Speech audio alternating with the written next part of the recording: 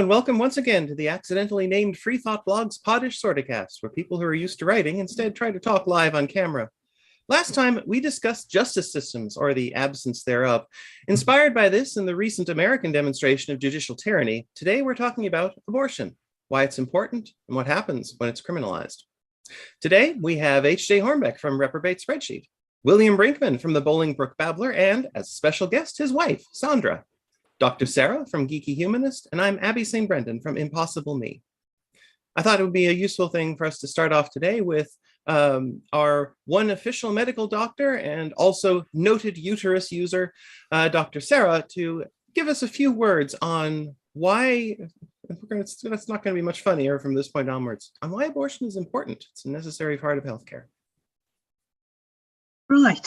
I think we live in a day and age where it's very easy to forget just how many risks are associated with pregnancy and giving birth and how many things can go wrong, the kind of things that I've had to learn about in medical school and sometimes see go wrong. And I think it's important to recognise when you expect someone to remain pregnant when they don't want to be, you're asking a tremendous amount of their body, of them, of their life. You're going to have a huge impact on their life from that point forward, and you're also potentially going to be having a huge impact on their health with some pretty long-term implications. Some of the things I have heard about how things are going in America at the moment are downright terrifying. I mean, it's bad enough thinking of the women who are in pretty desperate situations having to go ahead with pregnancies in really, really difficult situations. But one of the things I've heard is that at some hospitals, doctors are even being held back from treating ectopic pregnancies, which are life-threatening and non-viable, not something where you're ever going to get a live child at the end of it, no matter what happens, where they're emergency medical situations for women, where doctors are actually being held back and made to wait until they're sure a woman's actually a pregnant person is actually starting to hemorrhage, to suffer life-threatening events. What I'm hearing is frightening. Can you imagine just being the person in that situation and knowing that the doctors cannot start giving you healthcare until... Actually, Dr. Sarah, sorry to interrupt you there. You actually just brought up something that might be interesting. The mention of ectopic pregnancies has been in a lot of the discourse I've heard, especially from the left, but very rarely does anyone mention what that is. Would you mind giving us a quick overview? What is an ectopic pregnancy and why is it impossible to take to term? It's a pregnancy which grows outside the womb, most usually in one of the fallopian tubes, the tubes leading down to the womb. It can be in other places. The thing is, in the uterus, you've got an environment that's basically evolved to be a relatively safe place for a fetus to, from the pregnant person's point of view, for the fetus to grow. There's still a fair amount of risk attached, but you're looking at a situation where in the majority of cases that fetus is going to be able to grow for 9 months without the woman actually dying as a result. Outside the uterus, that's a different matter. If you've got an embryo growing in a fallopian tube, what's going to happen as it gets bigger when you're in something that's not designed to stretch all that much? Well, you can imagine what's going to happen. It's going to tear, it's going to bleed horrendously. I mean, this is one of the things that gets drummed into us as doctors. You do not miss an ectopic pregnancy because the consequences are horrific of missing an ectopic pregnancy. This is why I say it's frightening to think of a person being in that medical situation and the doctors having to wait around before treating them instead of just going on and removing the pregnancy urgently to protect them. So you're saying essentially that in this case, it's absolutely impossible to take to term, will severely damage, almost guaranteeably kill the mother if not aborted. I've heard of extremely rare cases. I've literally heard of 2 cases where an ectopic pregnancy actually successfully grew to term. You're talking about a lot of ectopic pregnancies. Millions of women over history who've had ectopic pregnancies. Would you want those odds? I certainly wouldn't. Yeah, for practical purposes, you're talking about something that is not going to go to term, and you're talking about something that's very likely to kill the pregnant person if you don't do something urgent about the ectopic pregnancy. Right. I'd like to, if you're up for it, to hear a few words now from our special guest Sandra about what it was like that you've seen before Roe versus Wade in the States. Well, it wasn't me personally, but my mother, who recently passed, who was a supervisory RN. And she saw people come in for botched abortions who are bleeding horribly and trying to save them from using hangers, other things, just trying to, and from dealing with not very well-trained people trying to do an abortion. And then trying to protect them when they came in through the hospital so that it didn't go to law enforcement. That's basically what I know, and my mom wanted never to go back. She didn't admit that she'd seen that until she got older, because it wasn't talked about. Yeah. Wasn't talked about? Yeah, not in our family so much. I guess because it was gruesome. Now, there's an interesting question. The specific things that she saw, or indeed abortion in general? I mean, that's certainly considered taboo by a lot of families. Things she saw, not abortion in general. Yeah. She personally wouldn't have wanted to have had one, but wanted women to have the option and to never have to have women go through what she saw coming through the hospital. Right. Well, that's why it's called pro-choice. Yes. Right. Exactly. And from what I'm seeing here, some of the rhetoric sounds like they want to go back to Leave It to Beaver from like 1950 or something. They're trying to turn the clock back like 75 years or something like that. William might have more to interject there. Yeah, actually, in the United States, it's probably going to be worse than the 1950s, because then they're mainly going after abortion providers, but now there seems to be moved towards arresting women who try to get abortions and ordering the medicines. And that's why a lot of women in the United States are getting rid of their period trackers and anything that could possibly be subpoenaed to prove that they were pregnant. And then you've had I think you've had few cases where miscarriages have been investigated, and that's going to get a lot worse, especially if Arizona's law saying that life begins at conception is adopted by the Supreme Court, the United States Supreme Court, then that's like total ban nationwide, and ending in vitro fertilization and any form of contraception that might deny a fertilized egg. So it's going to get a lot worse. And then it comes down to also, what do you do with the currently frozen in vitro fertilized eggs if they're supposedly human, even though they're not breathing and living? Yes. Yes, well, that's going to be an interesting thing if they manage to actually push conception all the way around, and how can they argue that those aren't conceived? Mind you. And also they're trying to give personhood to fetuses, and that's really a problem.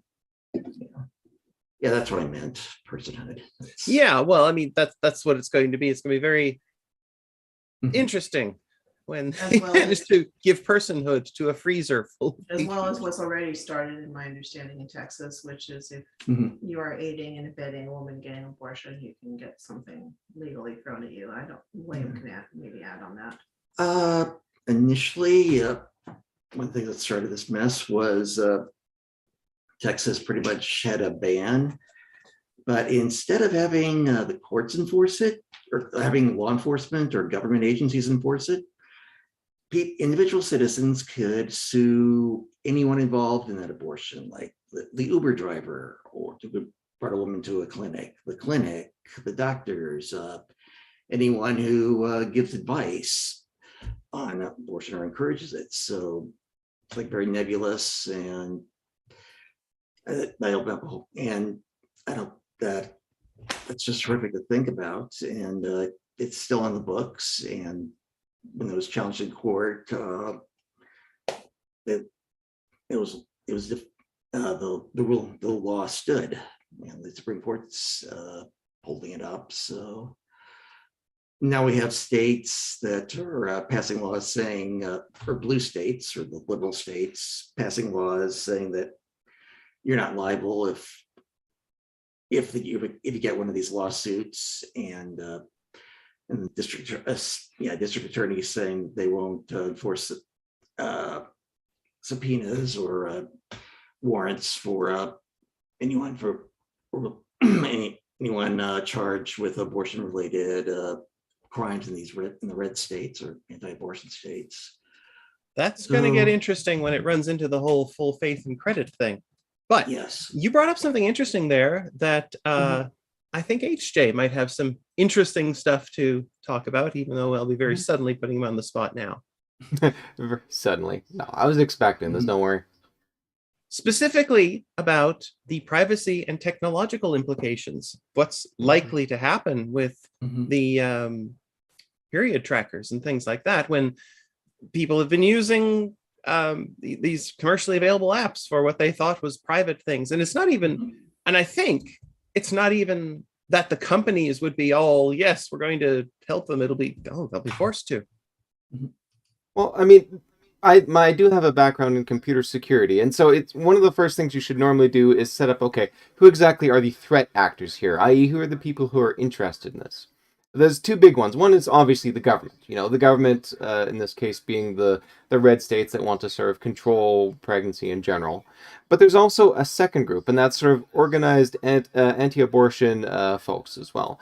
You can't really sort of do a proper threat analysis without including both, because they have different things to their different approaches within their quill. A good example, I think, was approximately a year ago. There is a period tracking app that was sued for inappropriately sharing customer data with third-party brokers. So that's not of much use to the state itself. If they are interested in that information, they just slap a subpoena down and get what they want. But pro-choice, forced birth folks can very easily actually just slap down a bunch of money, because they have a ton of money thanks to the church, grab all this third-party information and use that to actually do the tracking themselves. So that is definitely worth keeping an eye on. When it comes to sort of cases of prosecuting people for abortion, there's been about 60 of them in the past couple of decades within the United States. There's a couple of high-profile ones. Patel is one name that comes to mind, for instance. A lot of them tend to fly under the radar just because a lot of the times the test cases that they're doing are for poor women of color who really can't fight back all that well and don't really get a national profile as a result for that. Looking over those, if you're worried about being prosecuted by the state, the two most common bits of things they'll actually pull from there are text messages and browser history. There is a woman who was prosecuted for a miscarriage, and their main evidence was that at some point she actually looked up how to carry out, a self-medicated abortion at one point, and that was within her browser history. So if you're at all concerned about that, make sure your text message history is clean on your phone, and use safe browsing on your computer as well. That should protect you from anything related state actor-wise. When it comes to these third-party things, yeah, it's a lot dicier than that.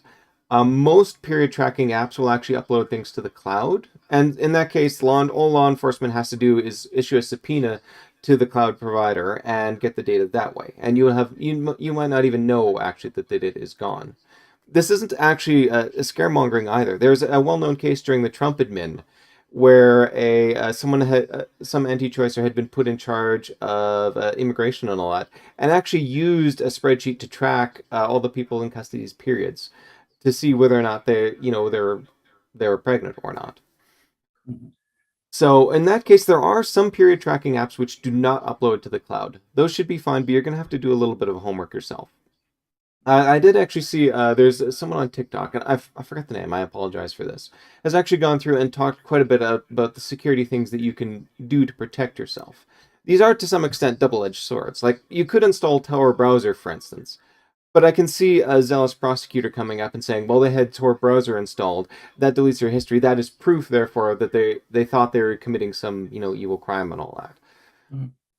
I would say, for practical advice for people who are stuck in a state where, abortion is criminalized, watch your text messages, clear your browser history using private browsing as possible will be your best bets on that. And of course, be very careful who you talk to. Most medical doctors are, in fact, mandatory reporters. So if you actually mention that, hey, I took this abortion pill or something like that, they have to actually report back. And in this case, it's kind of sticky because you'll usually be dealing with multiple people in that regards. So it's very easy for, even if most of the staff is fine and isn't going to tattle on you, it just takes one person to do that. So unfortunately, you're going to have to start lying to your doctor as well. The good news is there is, as far as we know, no way to actually tell the difference between an honest miscarriage and someone who's actively taken mispropanol or something like that in order to induce abortion. There is no test so far. There was a discredited forensic test which claimed to be able to tell whether or not it was a live birth or not. I think that actually case was overturned because it was shown that it was completely false. So yeah, if you are stuck in an area which criminalizes abortion, I think that would be, those I think would be salient points to keep in mind. That's interesting and useful and fucking tragic. Seeking healthcare is not supposed to require OPSEC and InfoSec. Yeah. It's just, And I got one more thing to add.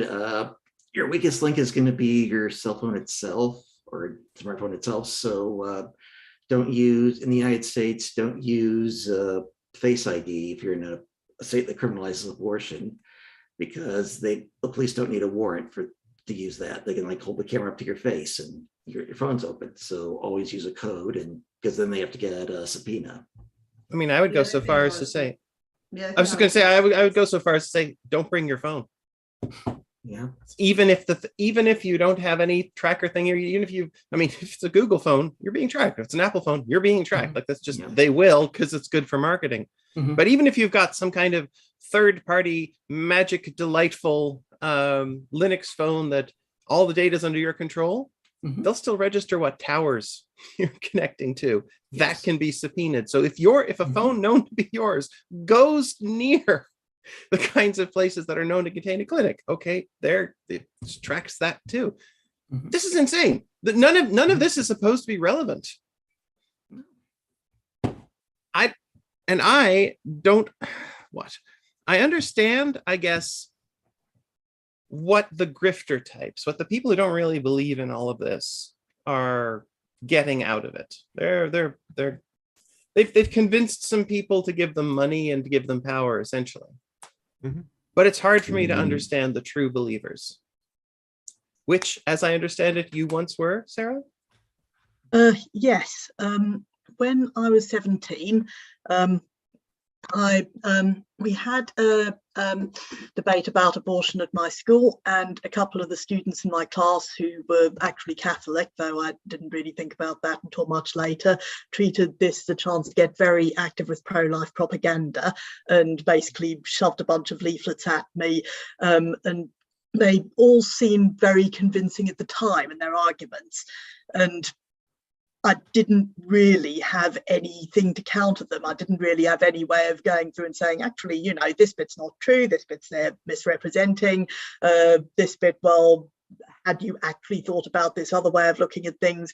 This is all pre-internet, this was late 80s, so it was just something I fell for completely at the time. And it was actually surprisingly hard at the time to get access to any sort of different point of view, and it was only bit by learning more about that and just thinking about things for myself and just gradually thinking, well, actually, hang on, from what I've just found out, it seems they might not have told me the whole truth on that point, or hang on, I just realized, I just thought of this possible flaw in the argument, I'm looking at things a bit differently, and eventually reaching a sort of turning point where I read this one woman's story of having an abortion in fairly difficult circumstances, in fact a clinic being picketed by Operation Rescue. I remember reading that story, and I remember it being the turning point for me, but it was only the turning point because I'd had quite a lot of other reasons to doubt the pro-life side of things before then. It all added up, and then eventually it was just one thing too many, and I couldn't sustain being against abortion anymore. And I realized I had to come out in favor of this being the woman's decision.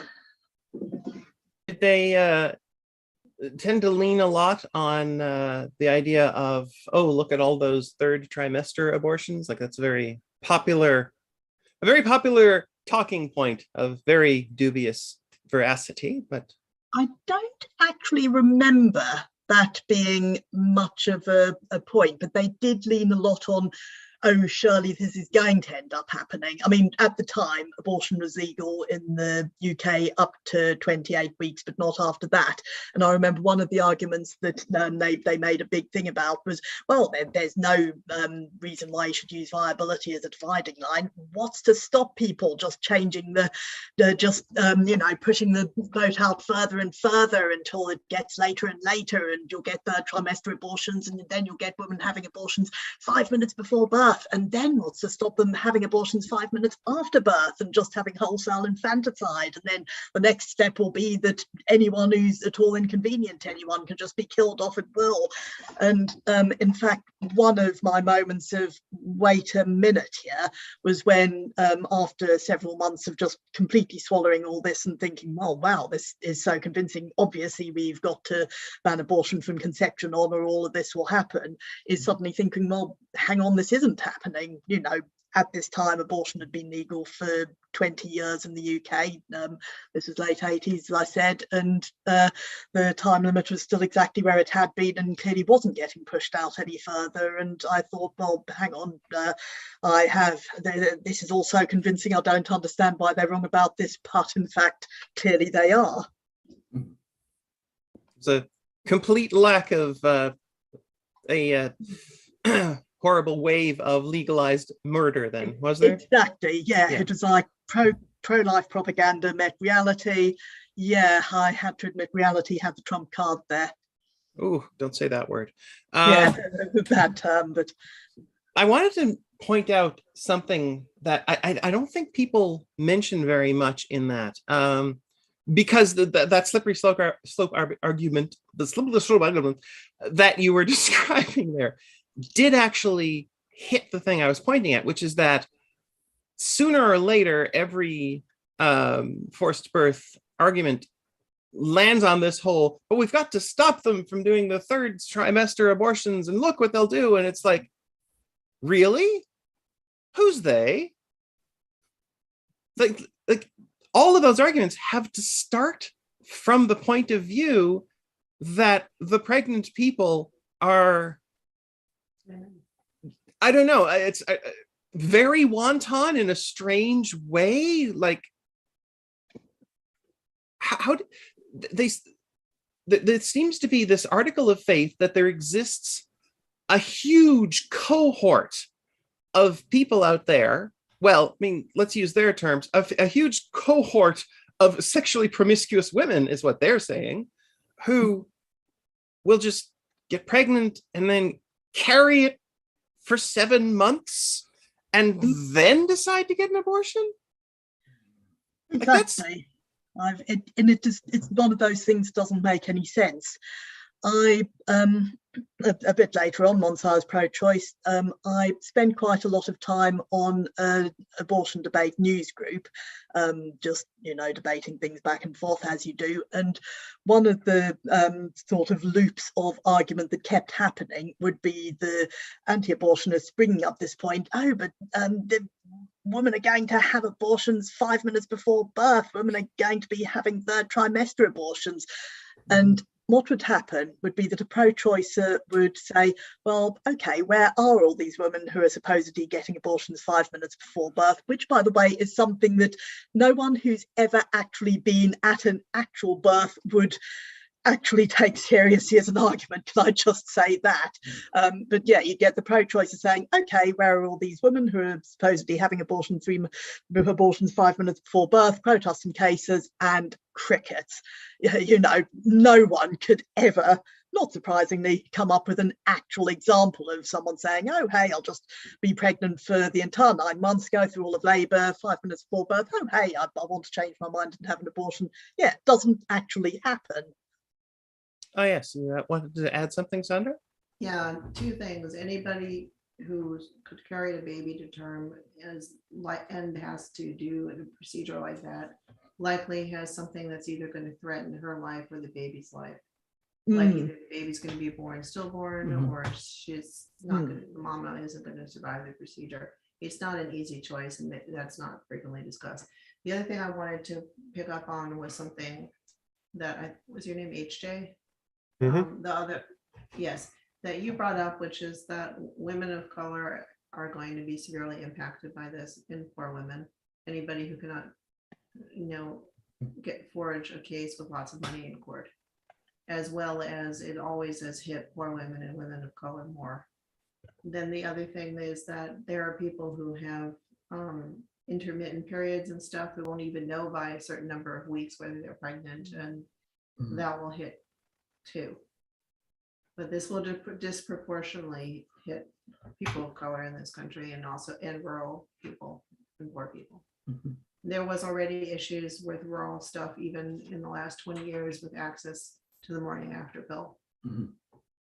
When I lived in Minnesota, it was you could only get an abortion in either Minneapolis or St. Cloud. And if you tried to get the morning after pill on 4th of July, if you had an accident, well, you called like 20 people before somebody would write your script. And you got basically the equivalent of a slut, but not so many words. Because if you had an accident, that's what happened. But and that was a blue state, mind you, circa 2003. Jesus. I'm going to back up to what we were just talking about just for a moment, because there's this, I want to drive to a specific point. Those of us who are actually looking at this in a practical sense, we know that anytime you have a third trimester abortion happening, that's a tragedy. Like anybody who becomes pregnant and does not want to be, they're going to work very hard to stop being pregnant as quickly as possible. And while it is very easy to miss that happening within the first 2, maybe 3 months, by 7, you'll notice, you know, it would be extreme. It's not technically impossible, but it's be really, really weird to get that far and not notice and not have it be a wanted thing. Yes, I agree. Which means the specific thing I'm getting at is the argument about the third trimester abortion, the 5 minutes before birth, all that. The argument about that is in and of itself, even if it's meant honestly, even if it's given by a true believer, someone who really believes in all of this, that's inherently incredibly misogynist. Yes. Because it is assuming that there are all of these women out there who are just randomly getting pregnant and don't notice and don't care, and just, wow, what a stripping of agency. Like in order to get to the point of believing you have to legislate this thing out of happening, you have to believe some really shitty things about the people that you're legislating about. We're not people, according to them. We just bear fetuses.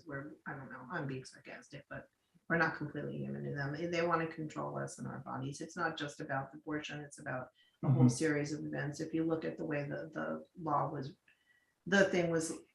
went through the court and the verbiage, and it has to do with is the guy's name Paul, the one who wrote that? The one who wrote the law that it was based on, retracting privacy rights. The guy who'd written all sorts of stuff that was misogynist, that was taken up by Alito. Possibly. I don't recall the name exactly. Well, basically, it's based on something that was discarded by a lot of the legal community for a while. It's pretty bad. Yeah, I'm kind of tired. I'm bad at names. I can't pull the name out of my head. I've always been bad at names. You can give me a face or a number or an object, and I can pull it up out of my head. Yeah. Not so much names. Yeah. Well, Supreme Court Justice Alito was citing, might have been Hall, but basically 18th century or 17th century judge who also presided over witch trials. So that tells you something. Yeah, I forget if it was that opinion or another one, but he also favorably cited the judge Mhm. behind Dred Scott, which Oh, you have to God. question yourself at that point. Yes. No, and you can question him. Mhm. It's, looking at those things and saying, "Yeah, that's a little bit weird." No, that's them being weird. We don't question Yes. ourselves. Ourselves Mhm. know very well that Dred Scott was terrible. And the Right. entire concept of witch hunting is nonsense. Yes. So I wanted to mention something, or rather, bring up a discussion about something. I think Sarah might be in the best position to talk a little bit about this, but I am not Mhm. sure. I'll And do that my- is simply out of physical presence, because only a couple of years ago, Ireland amended its constitution to permit abortion. Mhm. And does everyone? I expect everyone here remembers why. What set that off? Are you talking about the case of Savita Halapanova? I am. This was another frightening case that brings home the issues. Northern Ireland was a country until recently, as Abby said, where abortion was illegal.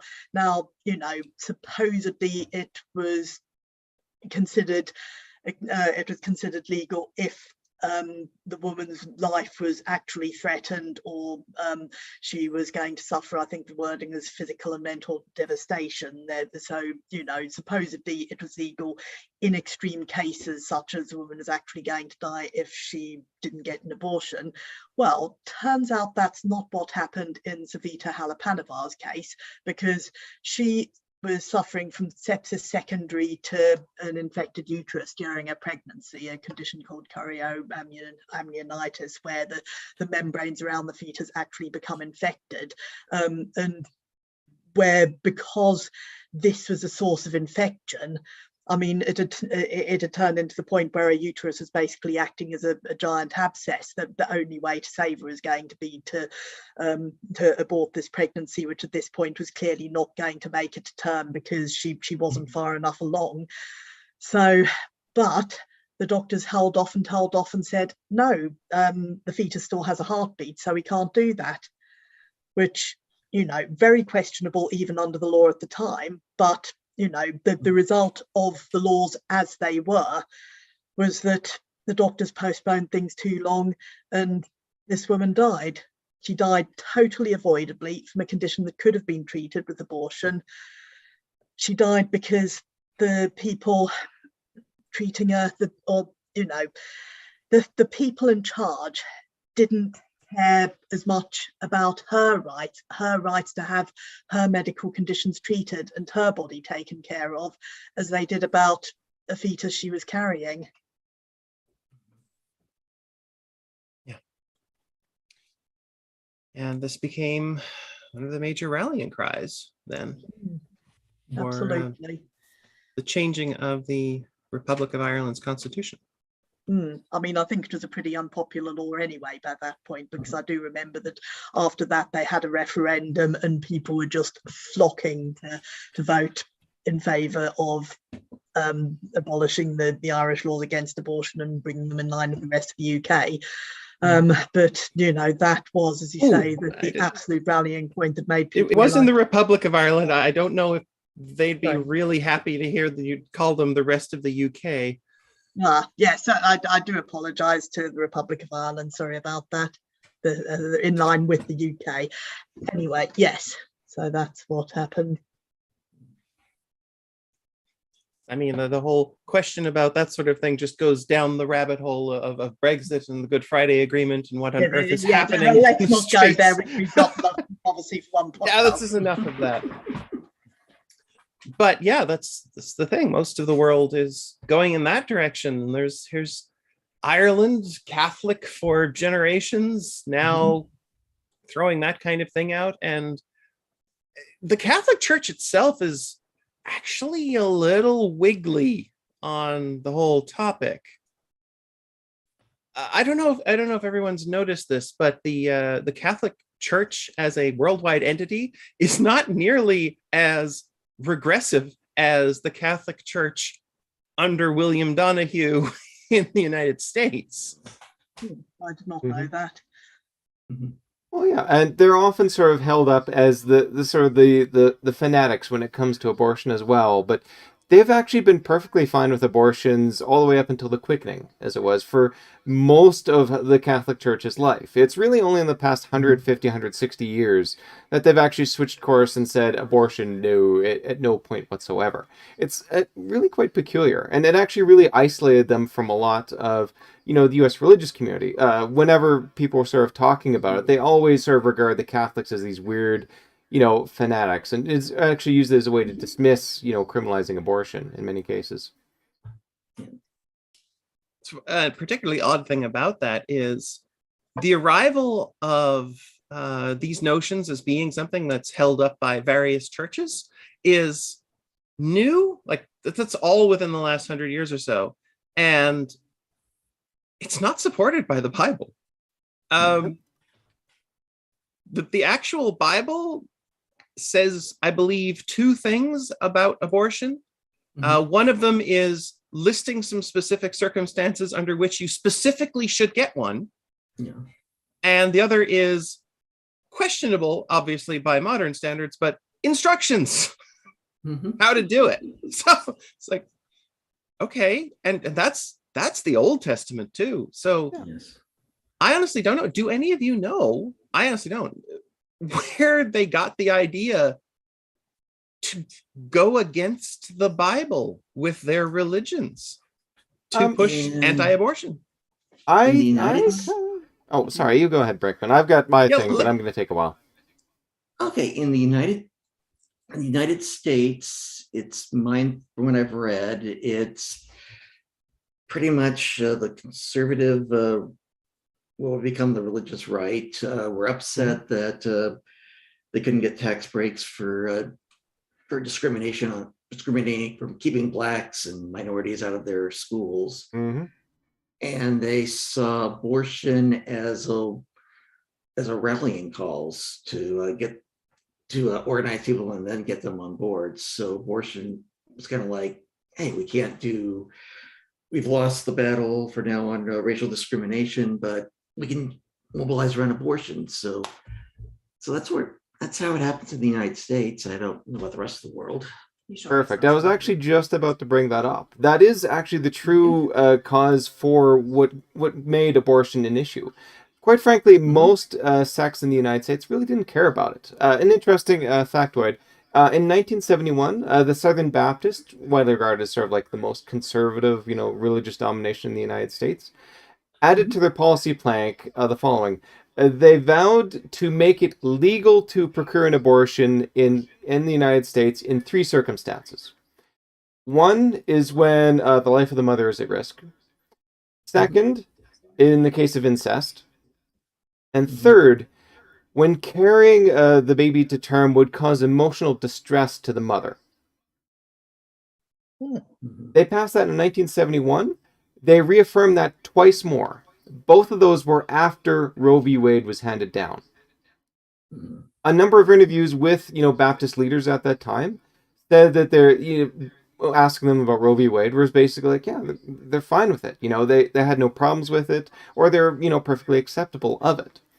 This is also the main evangelical view as well, too. They were fine with it for the most part. It was just those weirdo Catholics who sort of protested and all that. And within the span of one decade, it went from, fine. It's maybe not something we'll do, but, it's fine, to becoming a major rallying cry. And a lot of that actually sort of comes down to a single person. The name was Paul Weyrich. Brinkman was alluding to the work actually of Randall Balmer, who actually went in and dug a little bit of research into just how exactly this happened overall. There's an article on Politico I can highly recommend. Since we're a bit short on time, we'll just sort of summarize it. Basically, Weyrich wanted to bring about Christian theocracy.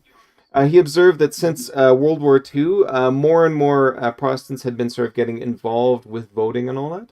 Generally speaking, Christians had sort of been like, render unto Caesar what is Caesar's, i.e., we're not really going to participate. You guys do your own thing. But he'd noticed that they'd started to get more politically active. And, if he could get all the Christians within the United States into an organized voting bloc, you could basically establish a theocracy without firing a single shot. There's two main obstacles that he saw to it. One was the prohibition of tying church and state together. There's a very deep history of secularism within the United States, so a religious march to gain control is going to have to sort of work around that in some ways. The other problem he saw was that, well, there wasn't a lot of unity amongst religious groups. He needed some cause to actually get that, into place. And as Brinkman said, it was actually school segregation. It was Jerry Falwell's specifically and Liberty University. That became sort of a major rallying cry when Richard Nixon ordered the IRS to look into if they're giving tax breaks to organizations that violated civil rights code. Jerry Falwell and Weirich together came up with this idea of a religious liberty. It was contained within their interpretation of religion that black people were lesser. Ergo, saying that, denying them these privileges because that was sort of government interfering with religion itself. It never really went anywhere, and that wound up losing that case itself. But this actually had a major rallying cry amongst religious leaders themselves, because it showed that secular government could actually intrude and hit their pocketbook. Their religion has a large amount of tax credits aside, and this was one way that they could actually get them removed, and they would not have nearly as much money flowing into their coffers. That wound up getting the people on side, but the problem is it didn't really test well with the pews. This religious freedom thing was just a novel argument at the time, and there was no sort of appetite for it within there. So it sort of left him scrambling to try and find an alternate solution. And in fact, the Catholics in this case provided. There was somebody around that time, of Francis Schaeffer, who was promoting this documentary of sorts, which is just really trying a massive sort of rallying cry against abortion itself. He was showing this in church basements, and what you sort of think of nowadays is sort of like the blood and guts and fetuses and all that. It was sort of part of it, and it was testing very well. A lot of religious people, were sort of getting hooked on that, and so Weirich sort of saw his opportunity to be like, hey, this is something we can actually rally around. And he started testing things fairly early. In 1978, for instance, there was going to be a statewide election for I forget the name of the Democrat itself, but they're regarded as an incumbent. They had like a 10-point lead against their Republican colleague and all that. The Republican colleague, though, was anti-abortion. And so the week before the election itself, Weirich and friends actually blanketed all the churches around the area and all that with pamphlets pointing out that, well, hang on, this Republican guy is a true Christian because he's opposed to abortion. You should go and vote for him. And they won.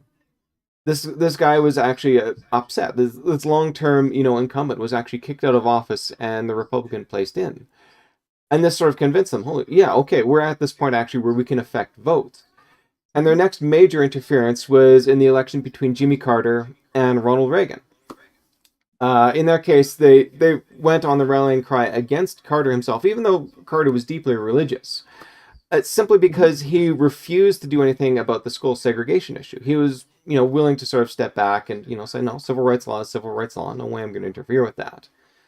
Reagan, in contrast, actually passed one of the most permissive abortion bills when he was governor of California.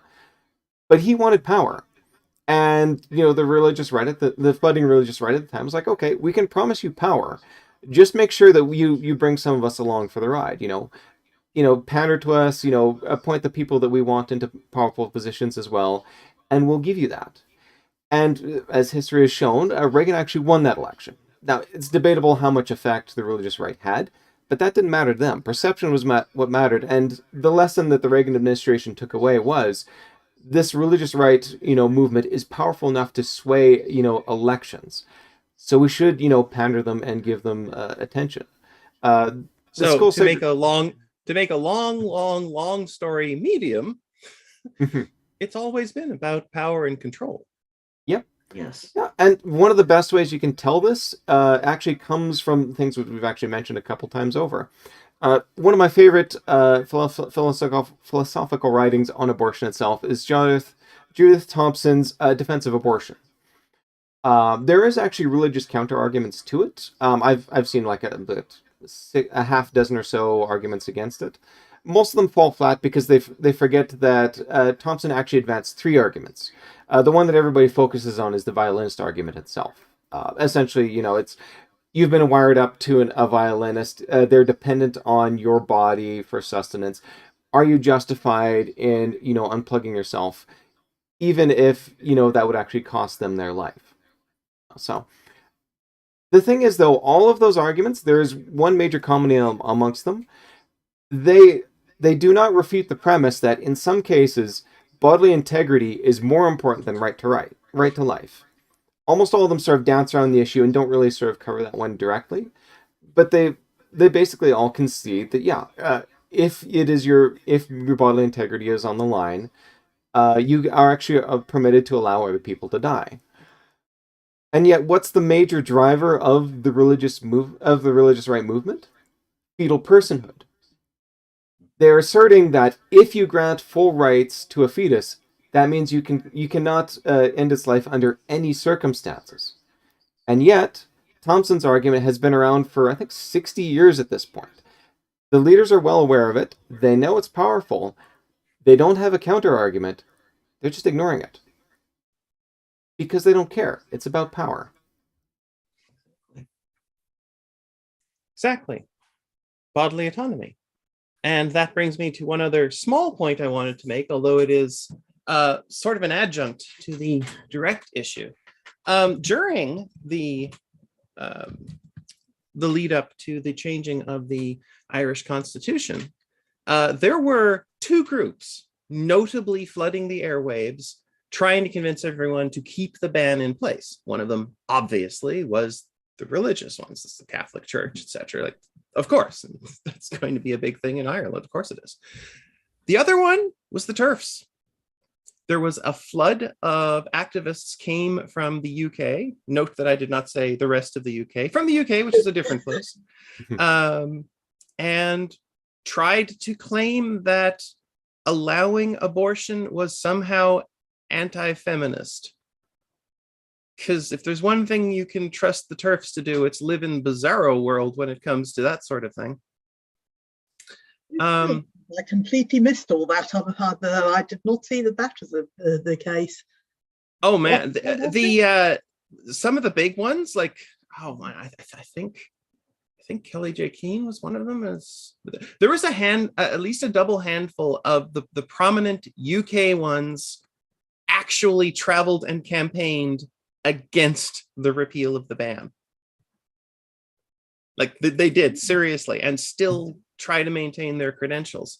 And one of the big arguments you see now, and it's actually been kind of disturbing that there's a lot of that group that keeps saying, yes, well, of course abortion went down. That's all the trans people are doing that. And others say, well, good riddance to that. Fine. If we have to, we'll fight for the abortion back once we can get the trans people out of sports. That one's live, by the way. I've seen the messages literally saying that. And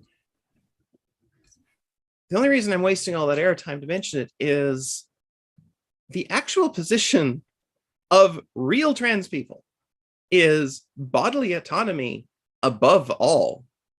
Like we are hard pro-choice across the board. I'm sure you can find a few on the other side of that issue, but it's bloody rare. Just because so many of the fundamental arguments for choice and for the availability of abortions it's the same. It's self-determination, bodily autonomy, availability of healthcare, and informed consent. It's like, yeah. Not to mention, we're well aware of the importance of reproductive rights. And one of the very strange things is the twisting, where periodically they'll say, well, you can't say mothers anymore. Look at all those trans women are doing. Like, what?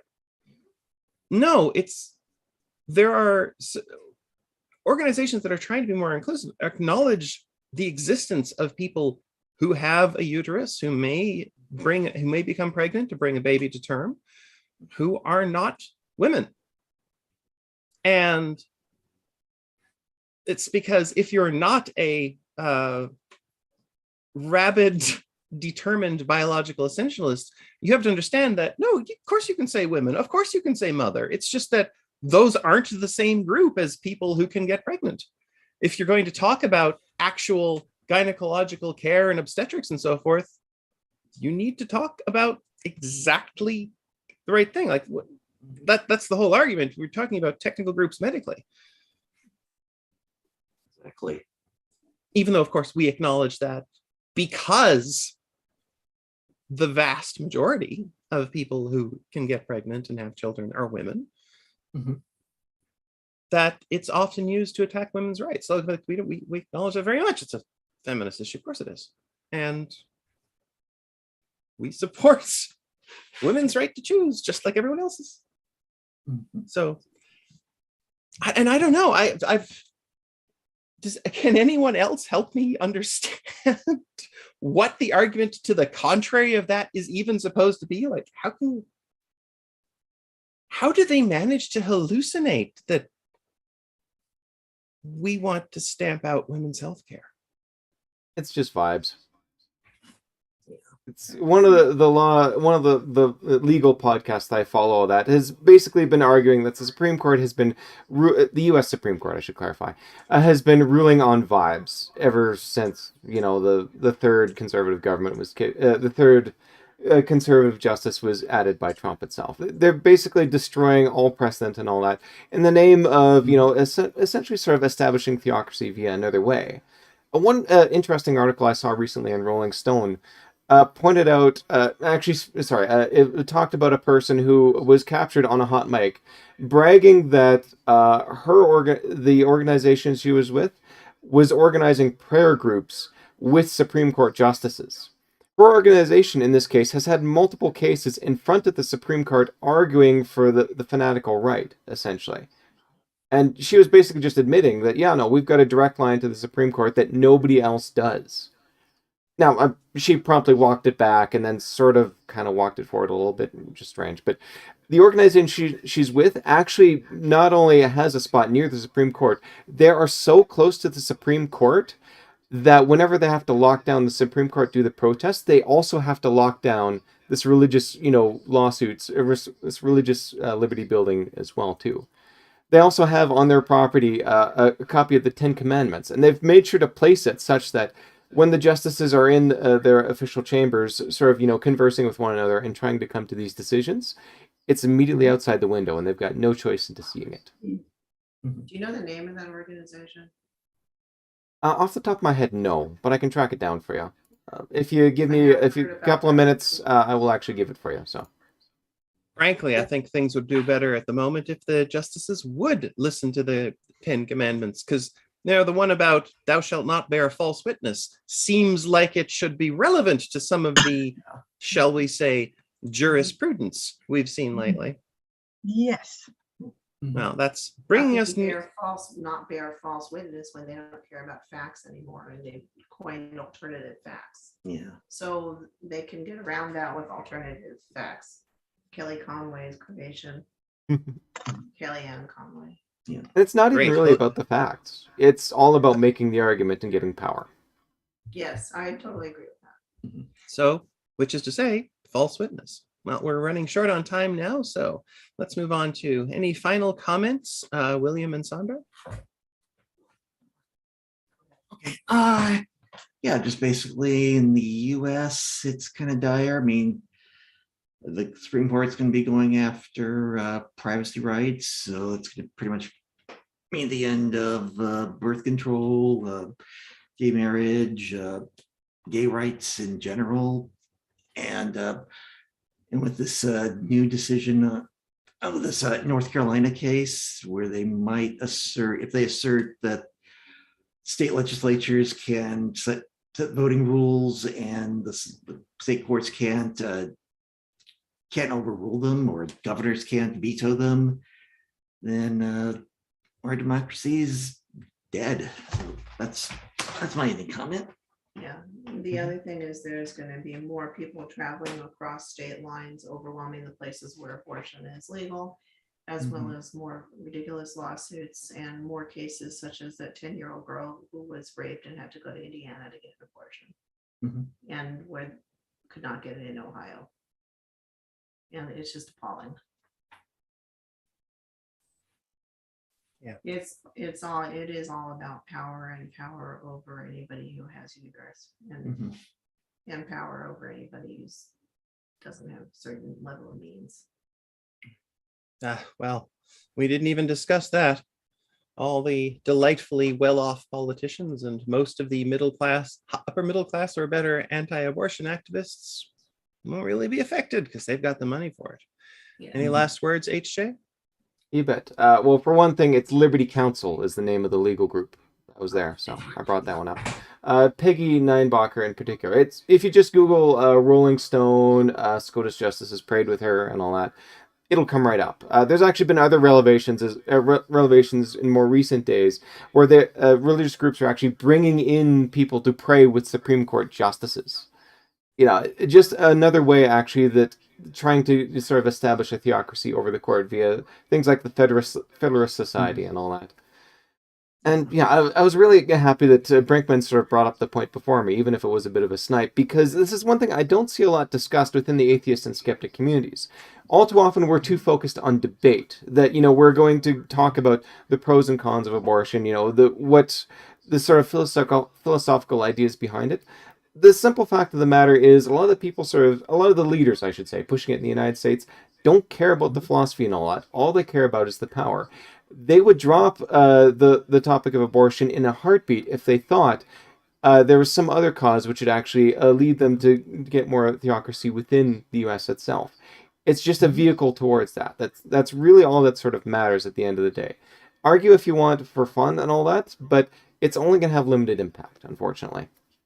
Yeah, and funny you should call it revelations. That seems to be exactly what they're headed for. Any final words, Sarah?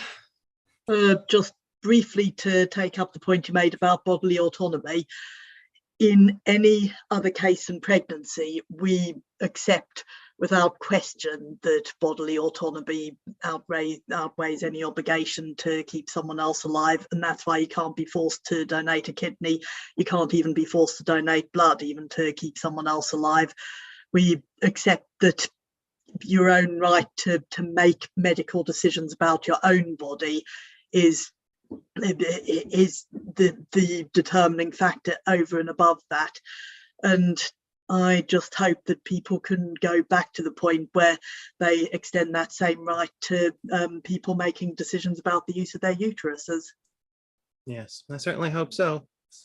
People can't even be forced to donate organs after death, which means right now there's a lot of places in the first world where a pregnant person has less rights than a corpse. So, to misquote The Simpsons, abortions for some, miniature American flags soaked in unnecessary tragedy for others. That's the end of that for today. From HJ, Sarah, William, and me, Sandra, and me. Sorry, Sandra. Had you listed here and everything. Thanks for joining us, and see you next time.